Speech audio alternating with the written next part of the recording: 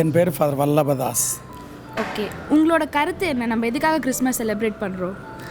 இது வந்து நமக்கு கிடைத்த ஒரு மாபெரும் மீட்பின் கொடையான்னு கேட்டிங்கன்னா, கடவுளாக இருந்தவர் நம்மளை போல் மனுஷனாக மாறி நம் மத்தியில் இன்பத் துன்பங்களை அணிவித்து நமக்காக அவர் வாழ்ந்தார்.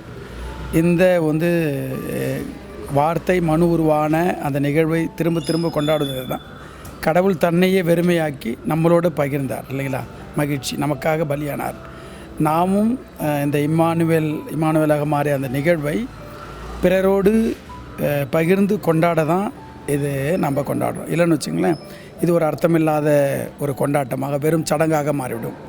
உண்மையான கொண்டாட்டமாக இருக்கணும்னா நம்ம கிறிஸ்துவனுடைய அந்த அன்பை கொடைகள் மூலியமாகவோ உதவிகள் மூலியமாகவோ பிறரோடு பகிர்கின்ற பொழுது இந்த கிறிஸ்மஸ் கொண்டாட்டம் அர்த்தமுள்ளதாக மாறும். அனைவருக்கும் கிறிஸ்து பிறப்பினுடைய நல்வாழ்த்துக்கள். கிறிஸ்து மீண்டும் மீண்டும் நம்முடைய உள்ளத்தில் பிறக்கணும், சமூகத்தில் பிறக்கணும், சமயத்திலே பிறக்கணும்.